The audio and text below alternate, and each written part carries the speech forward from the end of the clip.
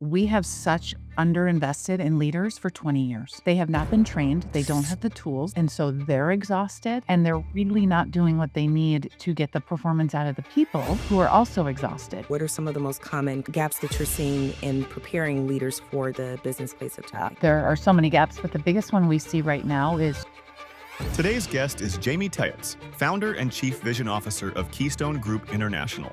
A leadership expert, author, and speaker, Jaime helps organizations build strong culture, align teams, and lead through change. You've talked a lot about the intersection of technology and people problems. So can you tell me about how you arrived at that conclusion and then how that kind of led into you developing the impact model? what we started to realize is there were so many gaps in leadership, in investment in people, that they were getting the opportunities to grow, but they weren't maximizing those opportunities to grow. And it really came down to the people. But I think a lot of what's happening with AI and the downsizing of these companies is actually that they never did the people work to talk about capabilities and what they needed. And now their only option is to do what they're doing. Something that you've been vocal about is kind of the gap between exhausted leaders and frustrated employees. So can you talk about how this tension has informed your work with your clients and what are you seeing in organizations that are struggling versus those that are thriving? So the number one root that we are seeing and finding is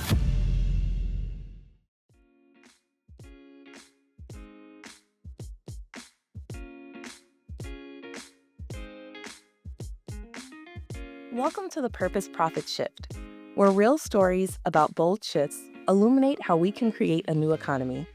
I'm your host, Rachel Bernier Green, social entrepreneur, activist, and founder of EJ Consortium, a finance consulting firm designed to help purposeful businesses change the world.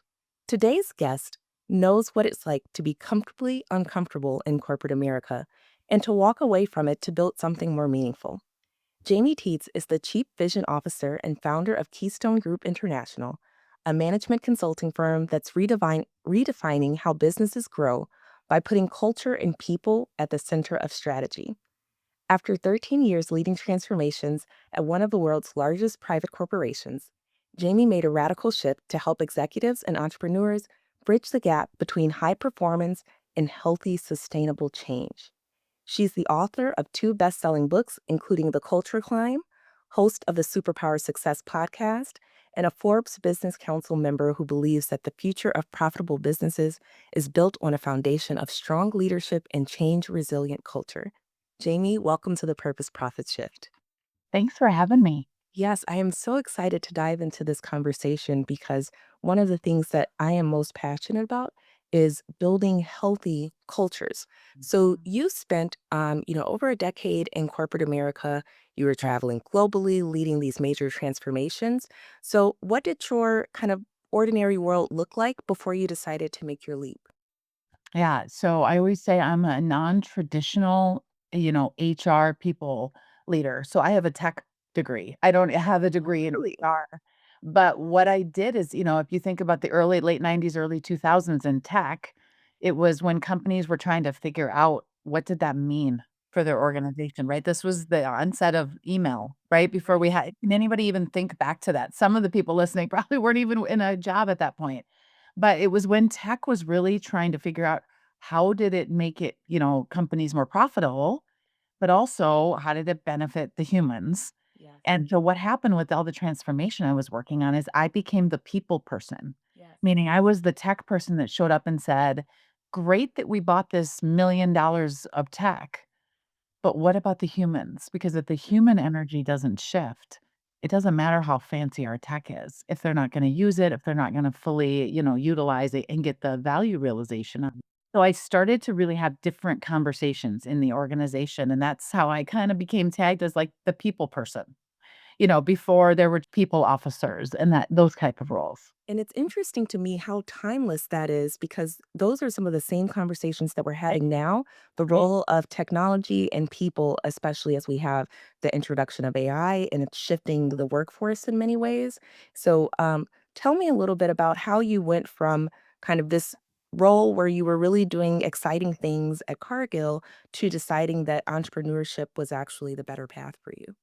Yeah, and, I'm maybe an accidental entrepreneur. It wasn't like that was always in my life plan, but I just reached a point in corporate where it felt like the impact I was creating, I couldn't feel it in the same way, right? The higher up go, the less tangible it can feel Yeah. some days. And so because impact is my drug of right? I mean, that's really what drives me that Yeah. I thought, "Well, I'm gonna do something that brings me closer to the impact and also allows me more control over who I work for, Yes. work with, work for, and what kind of impact I choose to make and in the world." And so the only way I knew how to do that was to become an entrepreneur, right? And really kind of design the company I wanted to be part of. And so that's what we've done over the last 13 years. I love that. And so you talked about a family vacation to Keystone, South Dakota, where the name and kind of vision for the company really came together. So Yeah. tell me a little bit about what was happening in your life that made that moment so pivotal. So at the time, I was in my early 30s. I was burnt out because I was doing global travel. I had 2 small children.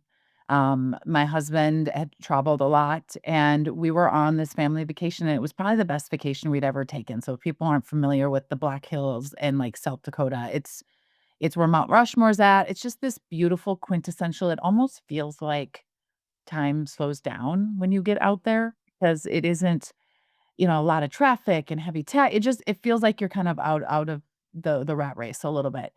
And we were sitting I was having a lot of discussions on this trip about, like, there's gotta be more. Like, it felt like my skills and my passions, and I didn't know what it looked like. I was in my early 30s, but Yeah. I was having discussions, and we were having lunch sitting outside, like, on the main strip in Keystone, and I was talking to my husband at the time, and it was just saying, like, "I feel like I need to do something else. I feel like I need to do it for me, blah, blah, blah." And so we're having this discussion over lunch, and I start to hear this squeaking noise. And I'm like, "That's really annoying. Like, where is that squeaking noise coming from?" And there was no wind. And I looked up, and on the street, just from where we were sitting, there was like a light and this beautiful Keystone sign that was hanging on each light pole was swinging back and forth, Hmm. and I just remember looking at it and thinking, "That'd be a great name for a company." Meaning the keystone, right, is that solid foundation Yeah. that you build so that you can grow, so that you can build something on top of it, and so that's really where on the drive home, the long drive back, I started searching URLs and what I would wanna call the company and all of that kinda stuff, and that's where it came from. I love that. It's interesting how life sometimes it feels like it just kind of sets us up for a certain pathway, and the opportunity is just presenting itself. In your case, quite literally. And I believe actually a lot of us on our success journeys, the universe is probably giving us these signs and we're too busy on our phones or on email or right, and we're not paying attention to them. So that's Yeah. something I've also become more conscious of. I absolutely love that. Now, you've talked a lot about kind of the intersection of technology and people problems, and Mhm. how you've said before, I was reading that most business problems are really people problems. So, can you tell me about kind of how you arrived at that conclusion, and then how that kind of led into you developing the impact model? Yeah, so when we started working with clients, right, we do a lot of strategy work. And so clients come to us because they want to grow, Yeah. right? All businesses need to grow. And we did a lot of great strategy work and what we started to realize is that they could grow top line. They had opportunities in the market, Yes. but their profitability was not growing at the same level. And we started to ask why. And this was back, in 2016, 2017. Like we were starting to really challenge our clients to think differently. And what we started to realize is there were so many gaps in leadership, effectiveness. Yeah. There were so many gaps in investment in people that they were getting the opportunities to grow, but they weren't maximizing those opportunities to grow, and it really came down to the people, and not that the people were the problem, it was that there were gaps in how they were thinking about their biggest asset. Yes, and there two of the things that you just said, investment in people, which is something that we don't frame it that way, and also tying profitability to this people issue. Because I think one of the most fundamental kind of management consulting mistakes that we saw a few decades back was Yep, thinking that we could chase profitability and ignore the people and that Right. was not going to impact our bottom line, and reducing kind of the people and HR pieces to something that's kind of fluffy and on the side, but not a crucial business issue when that's Right. absolutely not the case. Right. And to jump forward, and I'll talk about the impact model, but even talking about AI right now, Yeah. again, I'm not an expert in AI and I'm not an economist or somebody that, but I think a lot of what's happening with AI and the downsizing of these companies is actually that they never did the people work to talk Yes. about capabilities and what they needed. And now their only option is to do what they're doing. So I'm still going to point it back to what you just said Yeah. is we didn't do the work when we should have done the work. Yep. Exactly. And so now our businesses aren't optimized because we haven't looked at capabilities and how we need to grow our people in order to grow the business. Right. And it really presents to me, I think, an opportunity for smaller businesses now who to Mhm. take an intentional position in building cultures that drive profitability, because that's going to, I really believe, be the difference between the emerging giants. So the companies that we see rise to the forefront and really change the direction of our economy are going to be people that take these intentional approaches to people and technology, because it's Yes, not and an either or. AI is gonna level the playing field for small Yeah. businesses, right? If they can get smart and engage their people in innovation and thinking differently about what their business looks like. We've been telling our small and mid-market clients for 10 years that their competitive advantage is their culture because they're gonna get big, great talent that have been trained in these large organizations, and they're gonna get them to come to their company because of culture, not because of salary and benefits. I Yeah. love that. I always tell people that one of the things that I'm most proud of in my company is the culture that we have cultivated.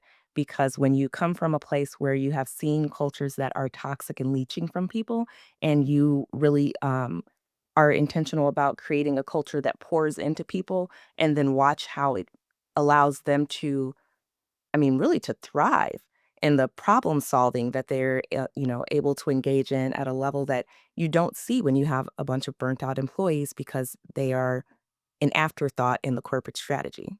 So back to my impact model, right? We Yeah. created that in 2017 out of sheer frustration because what happened is our clients were growing and we went in search of a model that would tie these two things together and nothing existed.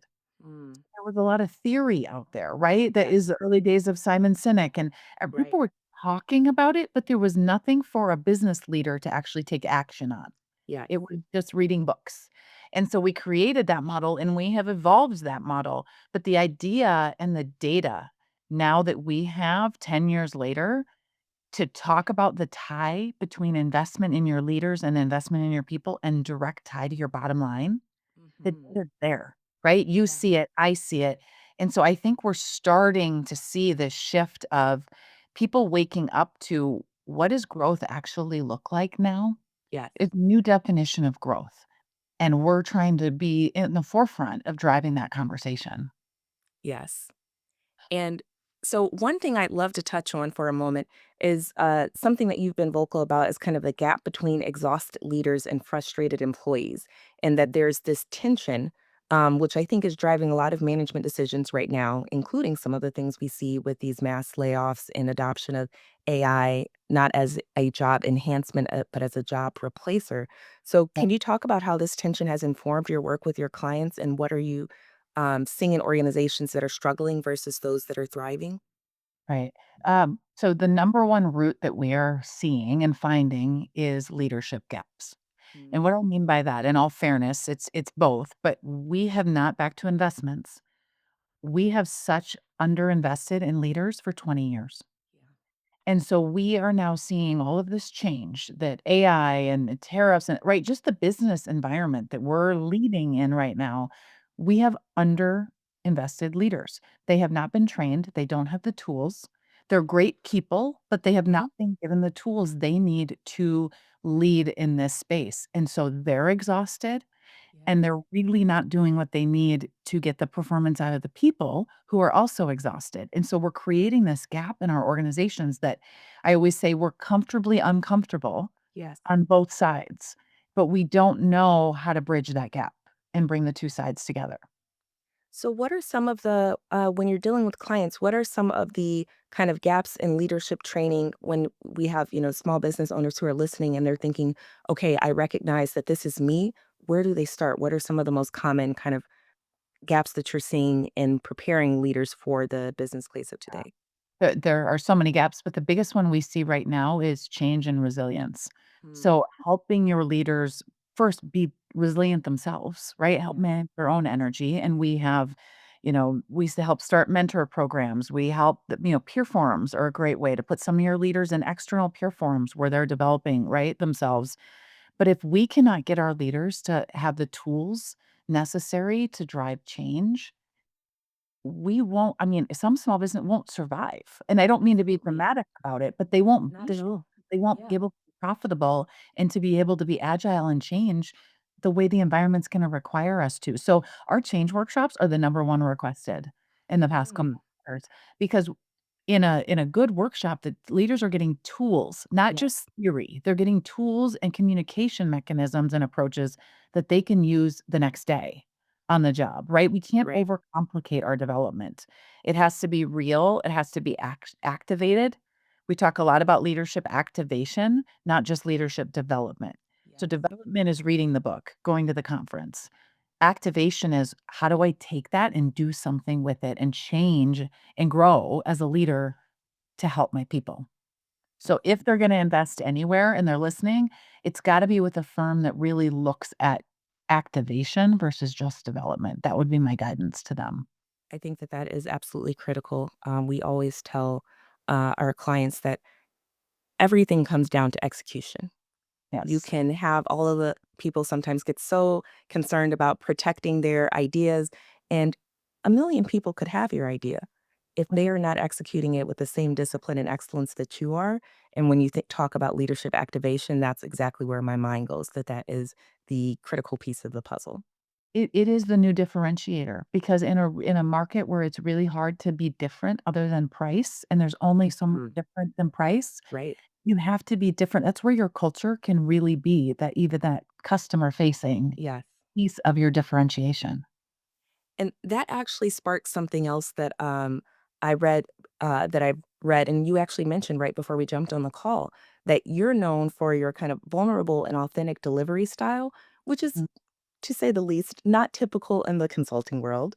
yeah. So, what made you decide to lead with that kind of openness, and what has the impact been on your client relationships? Because that, in and of itself, is a form of Yeah. differentiation. So I remember 13 years ago sitting down and thinking about if I'm going to do this, am I I'm going to take a risk and not have a steady paycheck? What do I want it to be? Mm, And I really was intentional from the very beginning that if I'm gonna do this, because I knew I did this for a couple years, it wasn't working, I'd go back, right? I'd just go get a job in corporate America again, and, not that it's that easy, but that's kinda was my fallback plan.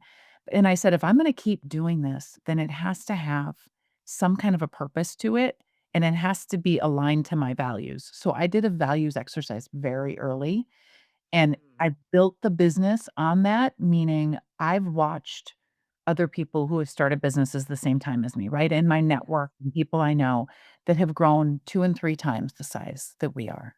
Top line.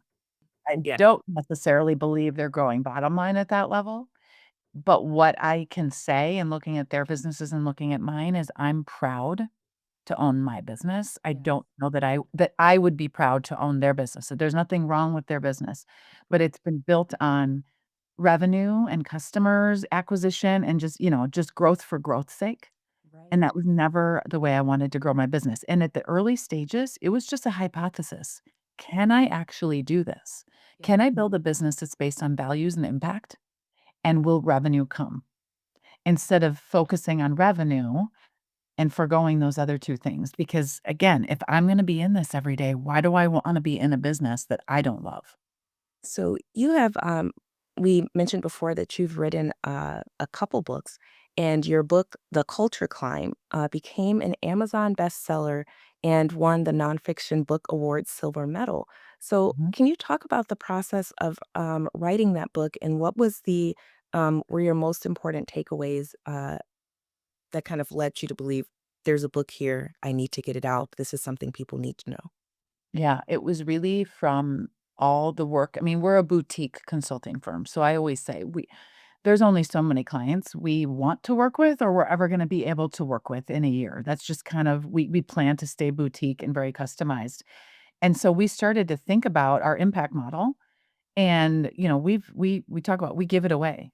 Mhm. So anybody can go to our website right now and download this impact model and use it in their business. And we do that on purpose because our belief is that we can have an impact on organizations at the human level, Yes, even if they're never our clients. I love And so that was the impetus for writing the book is just downloading the impact model, you maybe could do some things with it, but you probably couldn't have full impact of it. Mhm.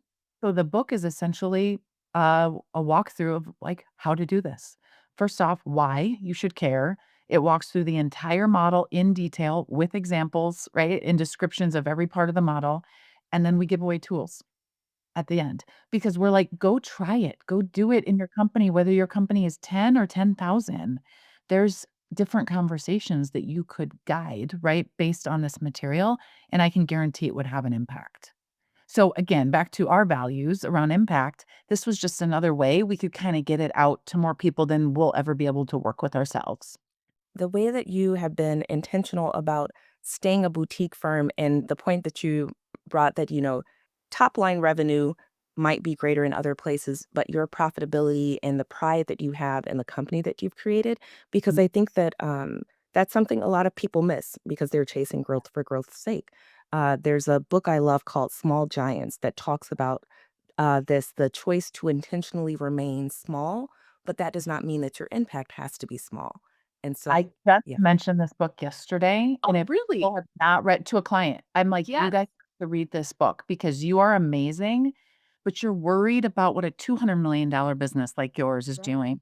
You gotta just be who you are. Like, you Yes. have a differentiator." So that is a great book to recommend. Yes. And we're going to be adding both of your books to our list as well. But Okay. yeah, I hope that people take that away from this conversation that you Yeah, can choose what size is best for your company. Like you don't have to chase and compete with what other companies are doing. And that's part of the reason why you mentioned you started all of this with a values exercise. That even though we're a fractional CFO firm, we actually have all of our clients during onboarding we have them start off with the values exercise. right? Because if we're not clear on why they exist, what they want to be, who they are as a person, then we can't really build a business that allows them to thrive. And so we Yes. have to start with values and we have to start with strategy. And so I'm loving hearing you, kind of iterate the same things. It lets me know that we are moving in the right direction. And just you're playing the long game instead of the short game, and I'll tell you right now, in this environment and the environment that's going to come, the increased complexity, if you're playing the short game, it's exhausting It because is. there's really no hope because everything feels chaotic. But if you're playing the long game and making those decisions, I always say decisions I'm making at this point are generational decisions. Yes. This is 10 years from now, it will have an impact on our business. And if businesses aren't thinking about not every decision has to be a generational decision, but there are some really big ones. And if you don't have those kind of almost grounding mechanisms, Yes. it's going to be really easy to get thrown all over the place in this chaos. I just had to pause to let that sink in for people because that is I mean, that's so real. Because chaos I always say that I've said a lot recently that I don't know that I have a word strong enough to articulate the moment that we're in, but Yeah. chaos is the core of it. And when Right. you are not grounded in your values, then you are just kind of bouncing all over the place. You're reacting to whatever comes, and that is not a way to build with intention. That is not a path to profitability. Not a path to profitability. That is the key. It you can build a business, but it won't be a fun business that's Yeah. making money and that you can reinvest. Yes. So Yeah. And people often, I get that confused. They think that if they are building with purpose, then, profit is kind of an afterthought. But the profit is really what powers your purpose. It's what allows you to invest in your people, like we talked about earlier. right. And the profit is telling you that you have organizational health. Yes. And when we say organizational health, it's the people, but it's also, right? The way you're running your business, is it efficient? Is it effective? And are the people engaged? And so we've got to look at it broader than just a singular thing that's going to drive that. Very much so. And so I'd like to pivot our conversation a bit to talk more about the process for you of actually building your business, because you Mhm. mentioned, you had a tech underground or tech background in terms of your education, and then you worked on the people and HR side in corporate. So talk about some of the challenges that came with forming a business when you didn't necessarily have training in running a business. Yeah. Well, if are we here all day? Because I could give you all of the challenges and all of the mistakes I've made. Being an entrepreneur, you have to have a certain level of a risk tolerance, and it's different for Yeah. everyone. So I get people asking me all the time, like, "I'm thinking about doing this, starting my own business." And my first question is, "What's your risk tolerance?"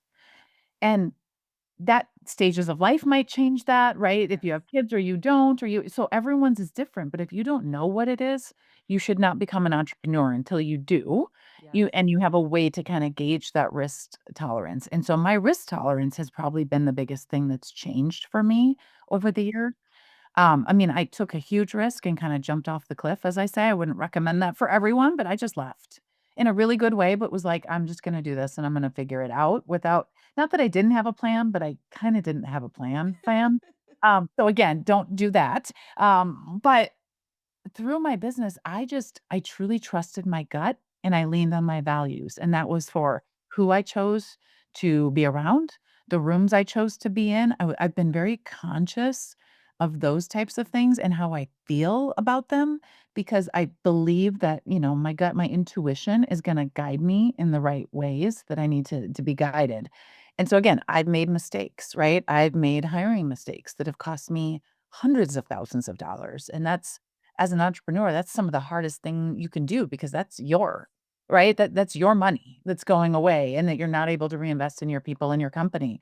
Yeah. Um, and I've also taken risks where I needed to that have really turned out. And some of those risks were also in people and hiring people before I thought I was ready financially and I was scared to death.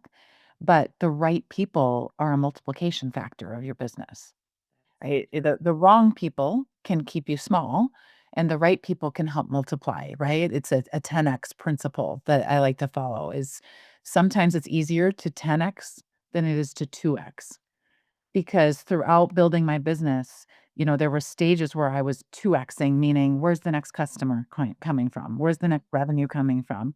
And then there were periods of 10x where I wasn't worried so much about that. I was worried about making really good decisions Yes. to build the foundation of the business. And it was in those moments that we grew more. Yes. So I try to keep that 10x mindset. Like, I mean, we just had our annual planning, and, my executive team would say, we're built for 3 to 4 times our size. And what I mean by that is we've invested in the right things that'll allow us to scale. Yes. And it's hard because it's been reinvestment for the last 3 to 4 years, but it's the right reinvestment, and we're starting to see now, right, the returns on that. But I think as entrepreneurs, if you expect a return in a month or 2 or a quarter or 2, Right. you're too short-sighted in how you're looking at your reinvestment. And I think that So, that's absolutely crucial. yeah, I haven't done anything perfectly, but I've just learned from my mistakes, and I've been able to admit them, and then the other thing is I put myself in the right rooms, and those rooms have changed. Meaning when I was smaller, and I needed different things, and then I had to recognize when that room was no longer the right room for me, Yes. and I needed to be in another peer forum or in another whatever it was that was gonna help me get to the next level. Very much so. Yeah. I emphasize this to people all the time. One of my formative experiences earlier in my career was there was a chapter of conscious capitalism here in Chicago, and they had a case competition, and I won the case competition.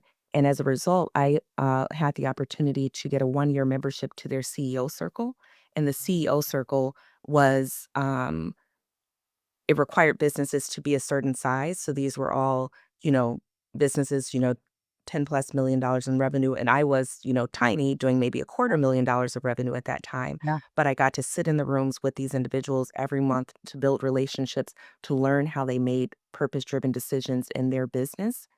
Yeah. And that elevated me because it stretched me, it made me uncomfortable, but I learned to be, as you say, comfortably uncomfortable in those rooms, knowing that I was going to be the smallest business, but it was a place to learn.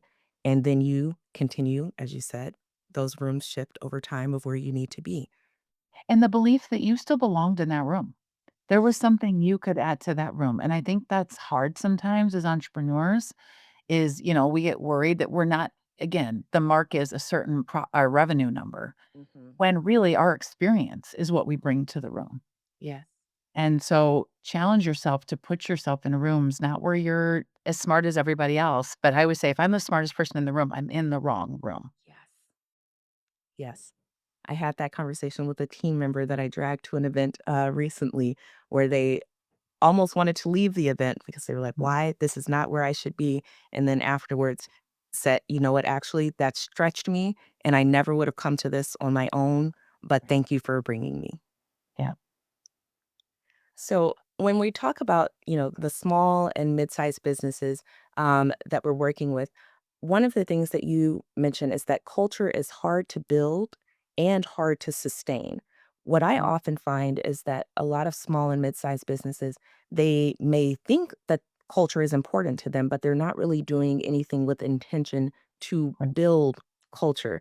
So for these kind of small to mid-size enterprises, where should they start when they're thinking about building culture? Yeah, I think you use the key word is intention, right? You have a culture by default or design, Hmm. I love right? So if you think about that, you have a culture, whether you declared it or you have the words to describe it or not, you still have one. yes. And so as leaders, we have to decide what do we want that culture to be? And then we've got to do the work, the intentional work to shift the culture where we want it. I think one myth that we have as leaders, especially as business owners, is that we control the culture or we can declare the culture. Yes. And we can't. We can have a vision for the culture Hmm.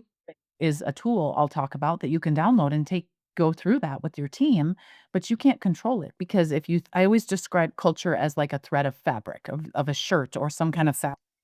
Every person in your organization is a piece of that fabric. Now the business owner or the top person in the organization might have a little more pull, a little louder voice, Yes. but everybody is a part of that. And it's the reason that you're only as strong as your strongest leader. You're only if you have a cancer in the organization that you're allowing to be there, Yes. it will impact the entire organization because it's all part of your culture. It's how you choose to think, act, and interact in every moment of every day. And Right. so while that can be overwhelming for a business owner, right, it's also really putting it back in your hands to say, what are you doing intentionally to build it in the vision that you want it to be?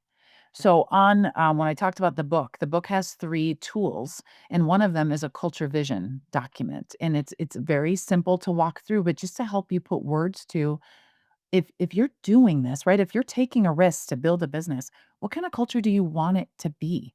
And it can be aspirational, meaning this is what we're moving towards, but declaring that to your employees and saying, this is what matters and this is what I want this legacy that I'm building to be can be profound for the organization. And you will see your employees rally behind you Yes. at a level. And so, I think is we just sometimes don't do that work because we think it'll just happen by itself. And I would give the guidance of you have to be intentional about how you shift the culture as you grow.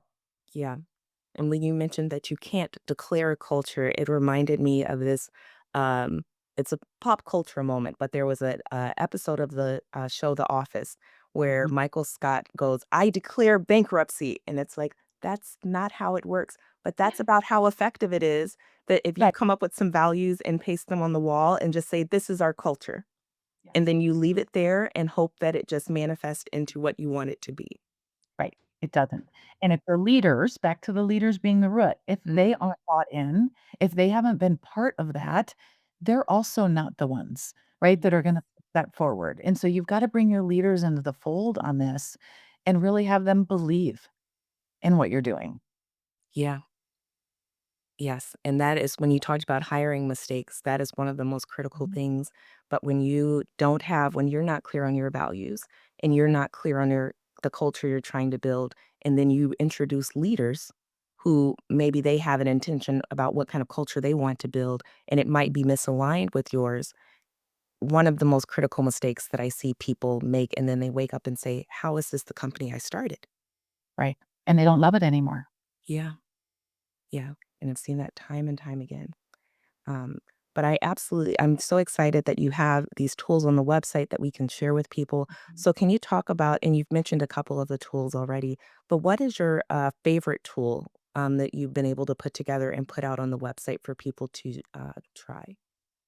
I think, it's probably my favorite tool just because I like to, be the contrarian in that we have a culture scorecard tool because everyone kept telling me that you can't measure culture.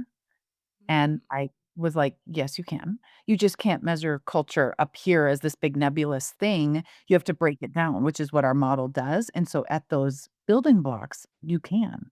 And so we take, we have a tool that helps you walk through what does your culture scorecard look like?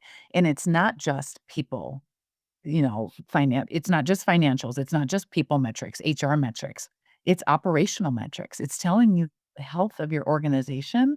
That's telling you if your culture is strong or not.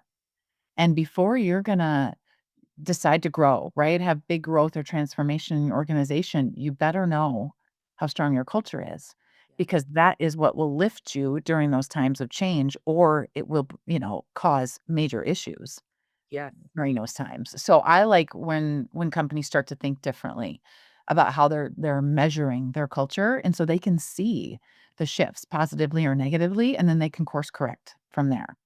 Yeah. Do you have an example of a company that you're able to share where you saw them kind of make this transformation where they realize, hey, maybe we're in trouble. Maybe we need to do things a bit differently, and what the payoff was? Yeah. And for most we actually do in our impact assessment, so we can actually model this. So we take the model that is in the book that you talked about, and we heat map that red, yellow, green, each of the factors. And so typically when clients start with us, they're yellow in quite a few, maybe green in one or two of 20, and then they're red in quite a few. And typically the foundational elements are where they're red. In our model, it describes the foundational elements are where we need to get those right before we can do anything else. And then what we see, it's typically 2 to 3 years, to really see a shift because you can't Yeah. shift it all at once, right? You didn't create it all at once. But if you're a smaller business, you have the opportunity to build it in the right way. I always tell people when they come to us and say, "We think we wanna do this work. We don't know if now is the right time or, a year from now." And I'll tell them, and I tell startups this too, is you have 2 options. Both are gonna cost money. Yes. You can do the work now, or we can come in and unravel the spaghetti later, right? Yep. Actually, that's gonna cost you more because you're gonna have Always. words to go forwards. And so if you start with a solid foundation and again, stay focused on it, it doesn't have to be your only focus, but as your company grows and evolves, you allow the culture to evolve with it. So most of our companies that we're coming into, we're not doing culture turnarounds, meaning they're in a really bad state. We're doing culture preservation and evolution. Mm, So we're helping them if they go from 10 million to 20 million or 20 million to 200 million. How do they preserve the parts of their culture that they really want to preserve? yes. And how do they let the other parts evolve? Because they have to. Yes. And that's the hard piece that a lot of us we hold on to it too long sometimes when it needs to shift.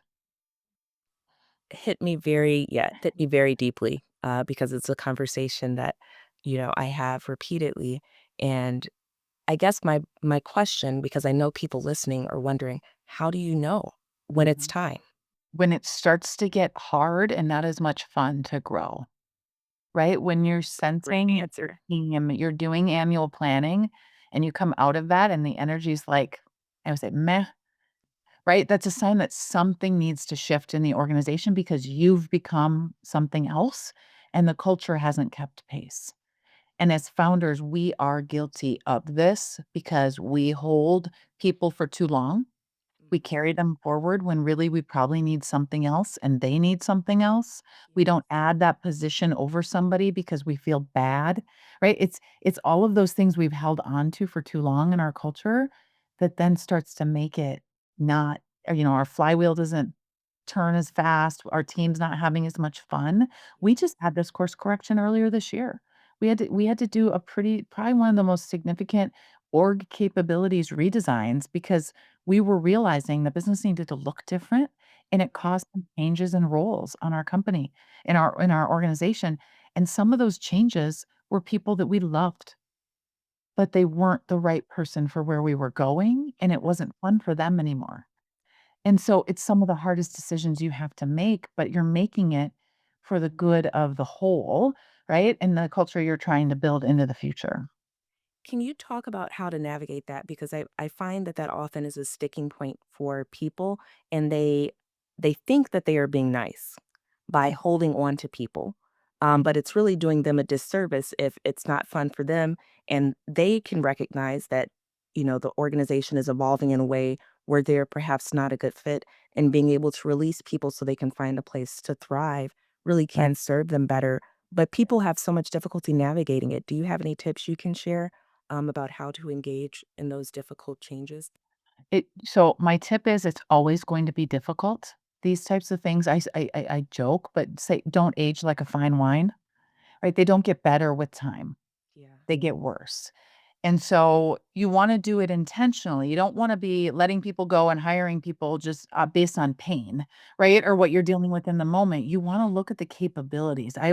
We talk to our clients about you always wanna have a 3-year view out of where your organization is evolving to, and it doesn't mean people need to be in those seats. It means we're gonna have to look different in 3 years when we reach this level, meaning there's different seats on the bus we don't even have today. Mhm. Seats have changed, right? Seats are added, seats are removed, and if we just try to take the organization as we know it and just add people to it, and we don't really look at those capabilities, we end up with a really inefficient and not profitable business that Mhm. we don't love and that people don't love to be part of because it's not built right. And it's not the people's fault, it's just we didn't evolve in the right way.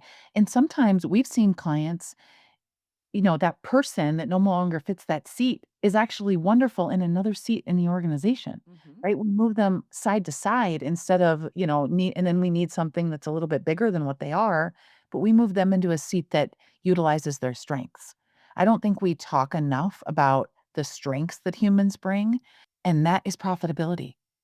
So I'll share a quick story that'll it's terrifying, but at the same time, it's happening in all of our organizations. Is we did an impact assessment with a large national engineering firm. And in one of the focus groups, we do these in-person focus groups. A 26-year-old engineer came up to one of our facilitators and said, "Can I get your advice on something?" And she said, "Absolutely." Right? They're there to talk about culture. And he said, "I'm the new member of our team within this organization, and there's this regulatory reporting that we have to do every week, and it's so tedious and it takes a lot of time. And so when I joined, they gave it to me to do. It's not hard, it's just tedious." And he's like, "I totally understand." He said, "But I figured out how to automate it, and instead of it taking 6 hours a week, it takes 30 minutes, and I haven't told anyone." And I just wanna let that sit for a second because this is happening in all of our organizations. We don't know that engineer has skills, and just because he's in a group and has a job title on his forehead that this is what he was hired to do, he has a different skill that the organization's probably not maximizing. Mhm. If they knew that, if his leader knew that, they could send him to every corner of the organization and help him make everyone else more profitable and more efficient, Yeah. and he would be happy. Yeah. And so it's just a perfect example of, are we having those conversations with people? Are we creating matrixed organizations where someone who is in a role also has a skill set to maybe help us over here, and we allow Yeah. them to do that? Yeah. That's what growth looks like. And that sounds like a kid after my own heart. That reminds me of my first job. And so I'd love to talk a little bit about some leaders. This is just a fear that I've, heard from a few people, and so I knew when we got on the call I wanted to ask you. But they fear that, investing in culture or people development or employee well-being, that it's going to hurt their bottom line, and therefore it is an irresponsible business decision. So Mhm. what is the response to that, and how do you help people see the ROI of culture? So the first thing I would tell them is you don't have to believe me. You don't have to believe is go look at the data. Use AI and go find the statistics. There are so many studies out there. So the latest one, just a couple of months ago, I think it was McKinsey, um, that for every dollar you invest in the development of your leaders, you get a $7 return. Wow. They they've proven it. So that's 700%. Wow. So again, I'm going to say we didn't have data like this before, but we can now track it. Every single one of our leadership programs has data to it. Yes. We have the leaders assess themselves at the beginning, middle, and like actually measure the increase in performance, in confidence, right? And everything that they're doing. So there are ways to measure this. So if you're working with the right firm, if you're investing in the right things, there should be a way to measure the results of it. Now, going in, yes, sometimes it's going to be, you're taking a risk and hoping. But I also think as leaders, executives, owners of a business, you can expect someone else to do it. You can send your leader to a training, you can invest in them in a peer forum, but if you're not having the conversations with them about what it means to be a leader here and what those competencies are and how they're doing against those competencies, you can't just invest in it and let it you think that's going to solve your problem. You have Right. to do the work internally too. So if you're not ready to do that, then I wouldn't invest in it at all. But no, your competition is and that is going to be a problem for you in the future, right? When they have the best leaders that are driving the highest performance because they're going to be able to reinvest, they're going to be more profitable and they can make different decisions and they will continue to beat you, right? In the game. And Yeah. so it's really thinking about those long-term investments that you're not going to feel in week 2 or quarter 2 sometimes, but are the right investments. Yeah. No, earlier you mentioned that, sometimes it can take 2 to 3 years of continuous work to see that payoff. And I think that that's critical for people to understand those timelines so that they're not getting discouraged when everything doesn't just, snap and get better immediately. And that's why it's so important to be grounded in vision because that carries you through long term when you're running a marathon and not a sprint to make Right. changes in your company. And be able to measure it. The analogy I'll give is weight loss. Yeah. If I decide I wanna lose 20 pounds and I refuse to celebrate or have any success measure until I lose 20 pounds, what do you think the chances are that I will ever lose 20 pounds? Right. 0. But if I celebrate every quarter pound, every half pound, every pound, and I motivate myself to keep going, very different result. Yeah. That's exactly how culture is. You have to believe in yourself as an organization. You have to measure the impact. You Yeah. can feel it as well, and then you have to keep going. So, one of the last things that I want to touch on as we're wrapping up is that one of your taglines is that you're helping people go from stuck to success. Where would you say are the most common places where leaders are getting stuck? And what's usually the real issue underneath the surface level problem that they're presenting? Oh, that's a good one. So I talk about stuck being a catalyst for change. That stuck is a good thing because that feeling tells you you're misaligned somewhere. So the 2 biggest things that leaders aren't doing is it's under the umbrella of the inner work. They're not getting grounded in their purpose to get them through the hard days, right? To be able to lean on, and that takes work. It takes a coach, it takes a peer form, it takes some investment of time, money, and resources in some way to be able to do that work. And, if it was up to me, every single organization should have a budget line for coaching for every leader Yeah. because none of us we're typically in a role that we haven't done before. Right. If we're being stretched and we're growing, we haven't figured this out before. I'm in that every single day as an entrepreneur. And if you are not investing in someone to help you navigate that, it's very easy to drain yourself of energy. And so that's the second thing. If you don't have the right tools and techniques and approaches on a day-to-day basis to manage your own energy, you will not be a good leader. You have to be the chief energy officer, the CEO of your own energy. Like, how are you managing that? And so I wish more leaders would step into those good techniques of just managing your energy, meditating, moving your body, right? These things that help us show up better and have a greater impact on our organizations. That's the biggest thing. That is the perfect way to wrap up what has been an amazing conversation. Jaime, thank you so much for joining us today. And I would love for you to share how people can get in touch with you. We're going to have both of the books in the show notes, as well as links to some of the tools. But if people want to get in touch with you or learn more, what's the best way to go about it? Yeah, LinkedIn is the main platform. Jaime Taets, weird spelling. So check it out in the show notes. First name and last name have a weird spelling. Jaime Taets. But reach out to me if there's anything I can do. If there's resources that I can support you in, I do a newsletter once a month that shares a lot of these types of topics and really helps inspire leaders to be better. So you can go to my website, JamieTaets.com, and check that out. You can get all the links to our company site. If there's tools or resources we can do to help you there, don't hesitate to reach out. Thank you for sharing that. I did not know about the newsletter and will be signing up for that I love it. expeditiously. Yes. So, for our listeners, if this conversation resonated with you, here's what you can do. Subscribe to the Purpose Profit Shift wherever you listen to podcasts. We've got episodes dropping regularly with more visionary founders like Jaime and change makers who are reshaping how business gets done. And if you found value in today's episode, leave us a rating and review. It helps other values driven leaders find us. Until next time, keep leading with intention, scaling responsibly, and building businesses that matter. I'm Rachel Bernier Green, and this is the Purpose Profit Shift.